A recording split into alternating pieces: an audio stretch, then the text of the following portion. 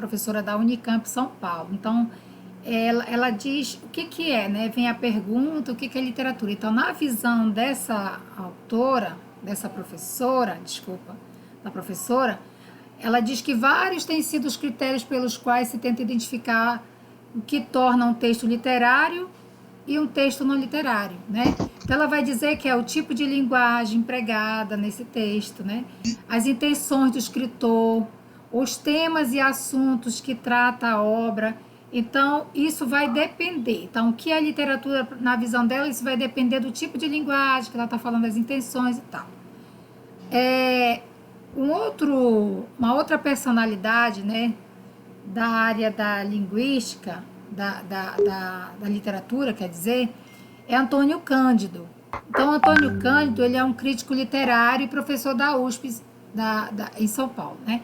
O que é literatura para ele? Ele fala que literatura são todas as criações de toque poético, ficcional ou dramático em todos os níveis de uma sociedade. Então, ele diz que todos os tipos de cultura, desde o que chamamos de folclore, que a gente fala lenda, essa é a visão de Antônio Cândido. Então a gente observa assim que não tem, né, vamos dizer assim, um conceito, né, pronto, assim, cada um vai ter uma visão de literatura. A gente sabe que tem a ver com a questão da linguagem, né? Então a literatura, ela vai ter as suas funções. Vocês estão ouvindo bem? Tem um sinal Eu que sim. Então, quais são as funções da literatura? Então, tudo tem uma função, né? Então, a literatura, qual é a função dela? Então, a literatura ela pode assumir uma função predominantemente lúdica, né? De brincar, né? De jogar, filosófica, e pedagógica, política, ideológica e até panfletária, né? Então eu vou mostrar aqui abaixo, né, as funções atribuídas à literatura. Então vamos ver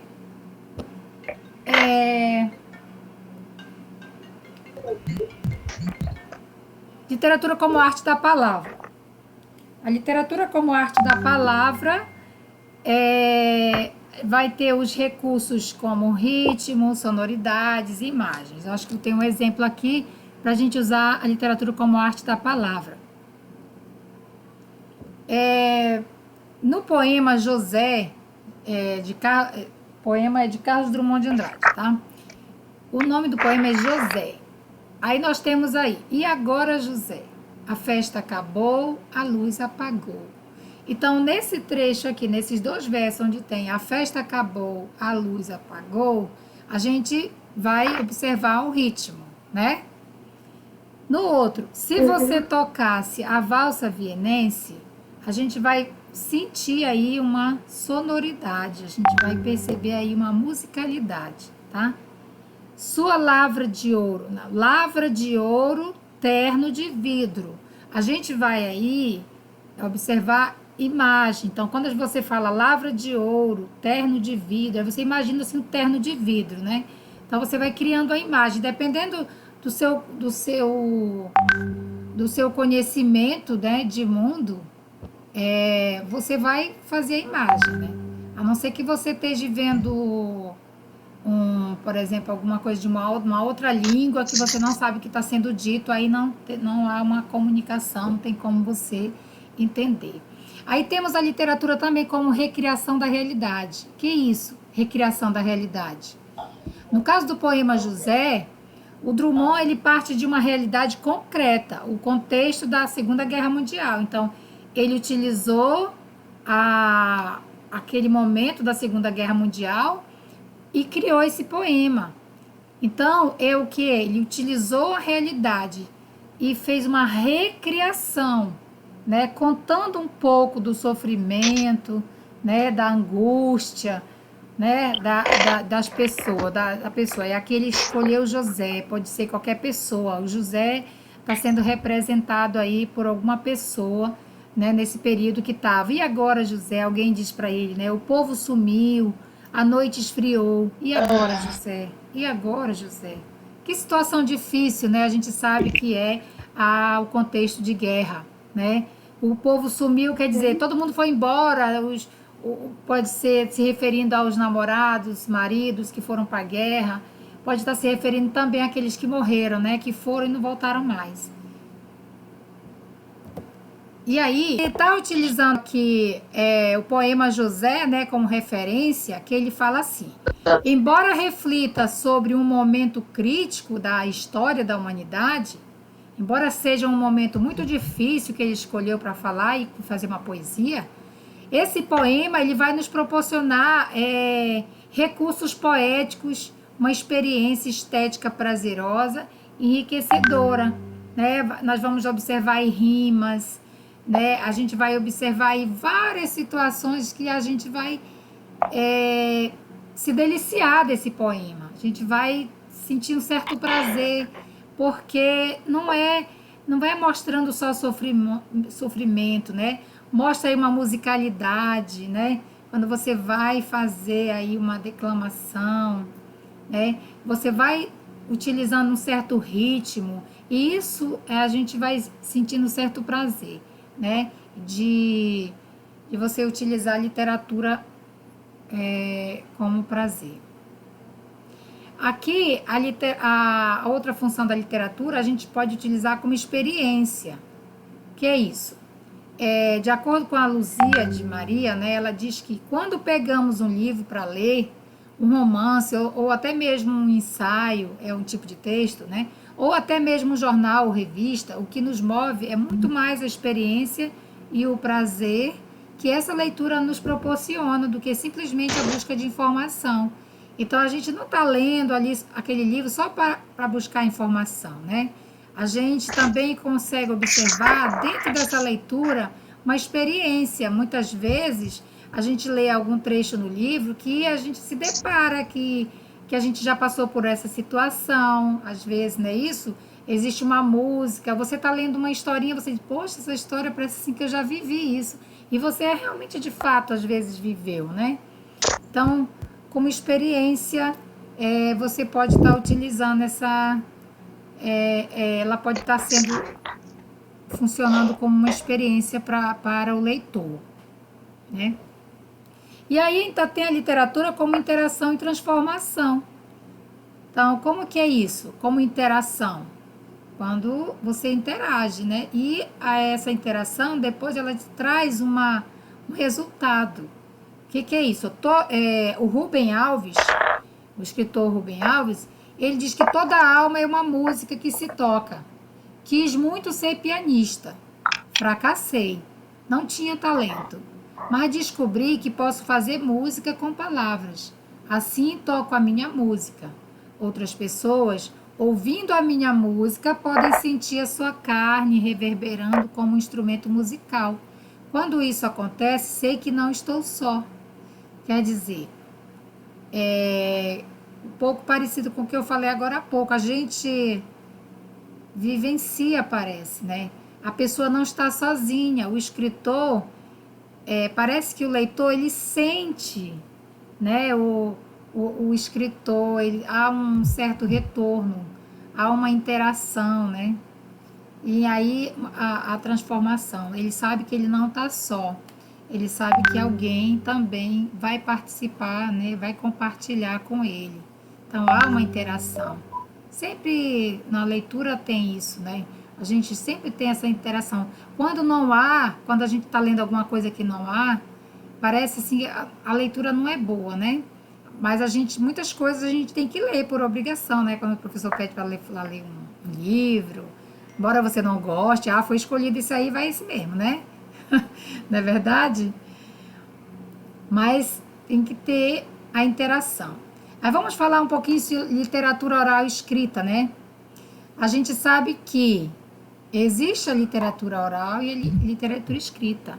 Ainda hoje, na Amazônia brasileira ou até na África, existem manifestações literárias estritamente orais.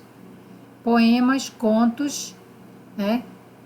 Gente, onde tem esse 9 aí é um parêntese, tá? Houve um erro aí de digitação. Então, tá separado aí poemas, contos, preces de alguns povos as quais certos estudiosos têm chamado de oratura. Então, alguns povos, eles não têm a escrita, eles só transmitem, né, a literatura deles através de poemas, de contos, falando um para o outro, assim, de pai para filho, vai passando, né? Lembra que tinha aquelas músicas, vocês não lembram, né? Seus pais, seus avós talvez lembrem, as músicas de roda, né? Que eram cantadas, as pessoas iam passando de pai para filho, né? E é isso, existe ainda isso, É do meu tempo tribos, ainda. existe, né? Ainda tem tribos indígenas, né? Africanas e brasileiras que eles não têm a escrita, né? Então, mas eles têm a literatura deles. A literatura deles, os contos, as histórias que eles contam para os filhos deles, né? Os poemas, as preces, as orações, tudo isso é considerado literatura oral, tá? A Odisseia e a Ilíada de Homero são consideradas obras fundadoras da literatura ocidental. Então, essas duas obras, elas são consideradas fundadoras da literatura ocidental aqui do nosso continente, né? A escrita por volta do século 8 a.C., mas só que as histórias, né, que estão sendo contadas nessa literatura escrita eram histórias que já haviam sido contadas, né, através da oralidade na Grécia Antiga há séculos. Então, depois, eles escreveram isso, mas as histórias mesmo, a fonte da história né, era da literatura oral. Estilo de época ou estética literária, a gente também chama de escola literária. Vocês já ouviram falar, né? Movimento literário. Qual foi o movimento? Foi o barroco. Foi o trovadorismo. Qual foi o estilo, né? Qual é a estética literária? Aí eu dei o exemplo aqui. Eu coloquei trovadorismo, humanismo, quinhentismo, barroco, arcadismo. Outro tem muito mais. Tem o realismo, tem o romantismo, tem o naturalismo, né? Mas eu só coloquei esses aí. Porque senão vai encher muito aqui nosso slide, né? Então, mais importante do que saber situar um autor ou uma obra, saber se um autor ele é do trovador, se ele é trovadoresco ou se ele é do barroco, né, da época barroca, ela diz que o mais importante não é saber isso, né? Mas você ser capaz de conseguir relacionar as ideias desse autor, dessa época, né, apresentadas por ele, com o modo de pensar e sentir o mundo experimentado pelo ser humano da época. Então, você hoje, né, o importante é você conseguir relacionar as ideias, né, que foram apresentadas lá por ele, né, com o modo de pensar e sentir o mundo experimentado pelo ser humano da época. Então, esse aqui é mais importante. Depois de estilo de época, a gente vai entrar agora, nós vamos sair um pouquinho da literatura, e a gente sabe que literatura é linguagem também, tá? Só que a gente só tá mesmo focando a questão dos tópicos. A gente vai falar sobre língua e linguagem, tá? O que é língua e linguagem? Linguagem é a atividade comunicativa humana por meio da qual interagimos. Interagir o que é? Trocar, você fala, eu falo com você, você fala comigo, através, pode ser da fala, que é a linguagem verbal, pode ser através da linguagem, a linguagem verbal, a gente está se referindo à fala e também à escrita, tá? E a linguagem não verbal é aquela que nem é a fala e nem é a escrita, ou seja, ela é aquela que vem com imagem, né? Aquela que vem com imagem, um símbolo, por exemplo, o semáforo, lá que tem o vermelho, o amarelo e o verde, né? É uma linguagem não verbal, ela não tem nada escrita lá, mas todo mundo sabe que quando abre o verde lá, é para o carro passar, né?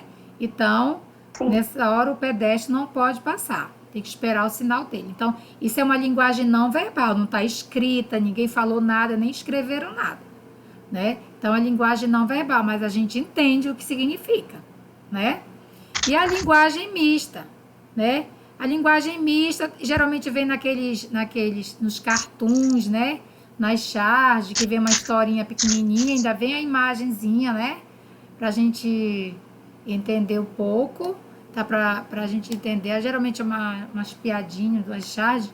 Ela vem com a linguagem mista, que ela vem com a linguagem verbal e a linguagem não verbal junto. Tá entendido aí? O que é língua e linguagem? Na visão de Ferdinand Saussure. Ferdinand Saussure é considerado o pai da linguística, tá? Então, ele viveu do século XIX até o século XX. Aí, eu só coloquei o período que foi no finalzinho do século XIX para o século XX, tá? E o que é língua e linguagem ainda na visão de Ferdinand Saussure, que a gente chamou de pai da ciência, né? Ele é o fundador da ciência linguística. Então, o Ferdinand Saussure diz que a língua ela só pode ser estudada em si mesma, sem relação com seus usos, e definida como um sistema de valores determinados por convenção social. Então, isso que o Saussure diz, isso foi desmentido, né, mais na frente, através de outros estudos, né, que a língua ela não é só isso.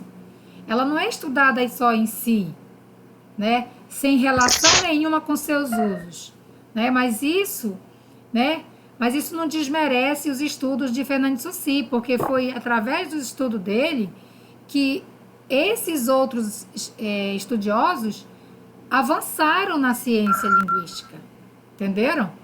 Então, nem tudo, né?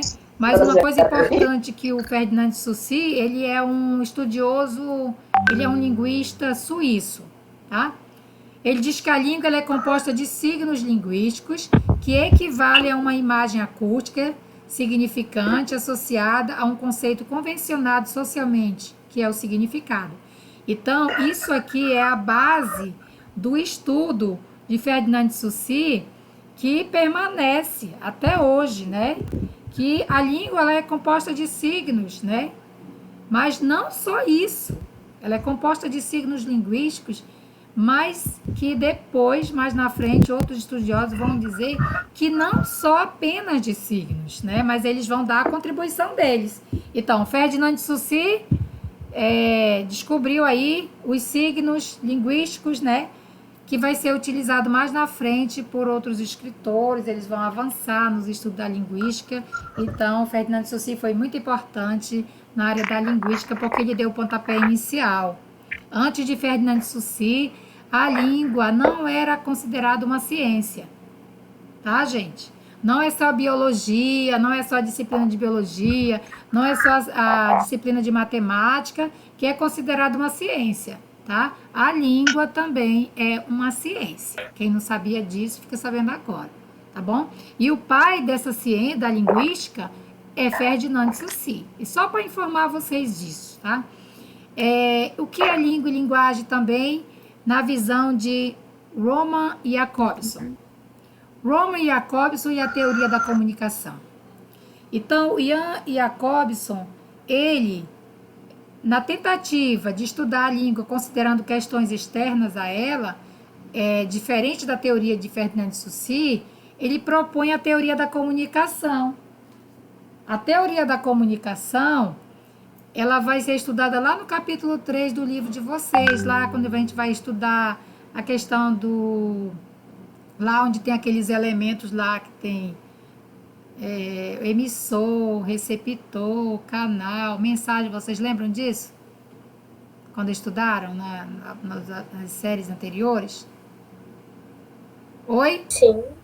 Lembram? Mais ou menos. Então, a teoria da comunicação, aí a gente vai ver isso lá no capítulo 3 do livro, onde vai falar da função emotiva, função conativa, função referencial, função metalinguística. Vocês lembram disso? Sim, isso aí eu lembro. Então, foi esse camarada bem aqui que criou essa teoria, tá? Jakobson. Bom, seguindo ainda o que é língua e linguagem, Jakobson e a teoria da comunicação. E ele diz que código é um conjunto de sinais que, por convenção, é adotado por um grupo específico com o fim de estabelecer comunicação. Bom, nessa parte da teoria da comunicação, eu não vou aprofundar, tá? Mas a gente vai lá no capítulo 3, nas aulas seguintes, a gente vai aprofundar esse assunto.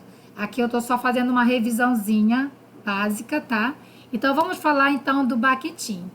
O Mikhail Bakhtin e a nova concepção de língua. Então, o Bakhtin, ele vai trazer uma nova concepção de língua. A língua é mais que um canal de comunicação. Ela permite uma pessoa manipular situações, entre outros fatores, como os interlocutores compreendem. O que é interlocutor? Interlocutor são as pessoas que, por meio das linguagens e em processo contínuo de interação, produzem e recebem textos. Interlocutor, por exemplo, eu estou conversando com vocês, né? Nós somos os interlocutores, né? Nós estamos tendo aí nós estamos conversando, nós estamos interagindo através da língua portuguesa, né? Eu entendi porque vocês estão me entendendo, porque nós estamos falando a mesma língua. Então, linguagem e o processo contínuo de interação. Se eu estivesse falando em outra língua que vocês desconhecessem, não estava havendo interação, tá? Então, os interlocutores, eles têm que estar transmitindo e recebendo. Eu estou falando com vocês e vocês estão me ouvindo e vocês estão me retornando aí também, tá? Então, ele diz que a língua é um fenômeno indissociavelmente cultural, social e cognitivo, construído e compartilhado pelos interlocutores no processo de interação verbal. Aí a interação verbal é que vocês estão sabendo o que eu estou dizendo, vocês estão entendendo. Então, é um fenômeno, né? Cultural, social e cognitivo. A gente sabe que no Brasil todo a gente fala a língua portuguesa, né? E também a gente entende todo mundo. Entende todo mundo, né? Do norte ao sul, a gente entende o que todo mundo está falando. Ele diz que é indissociavelmente cultural também, porque a gente sabe também que muitas palavras elas se modificam o significado dependendo do lugar onde a gente está, que região a gente está. Por isso fala que é cultural, social e cognitivo, tá? Bem, continuando aí, nós vamos entrar na área de gênero do discurso. Então, a gente deixou um pouquinho de falar sobre língua e linguagem, mas a gente ainda está falando de linguagem, tá? Gênero do discurso. Na perspectiva aristotélica, dramático, lírico e épico. Então, aristotélico vem de Aristóteles, tá? Então, isso aqui vai ser um quadro, né? Que foi, vamos dizer, na época de Aristóteles. Então, existe o gênero dramático, né? Na verdade, são 3. Vou falar o primeiro do gênero dramático. São textos teatrais que eles vão se subdividir em tragédia e comédia. Então, tem 2 tipos. Tinha, né? Existia no gênero dramático, existe no gênero dramático, tragédia e comédia. Então, a tragédia, elas são personagens de caráter elevado na comparação aos homens comuns. Tragédia, né? Algo que é, assim, superior, uma coisa horrível, né? Que supera, né? Que deixa de ser uma coisa comum, né? Deixa de ser uma coisa comum, ela. Tá? Nós vamos ver aí a comédia. E o que é a comédia? Personagens retratadas de caráter inferior ao dos homens comuns.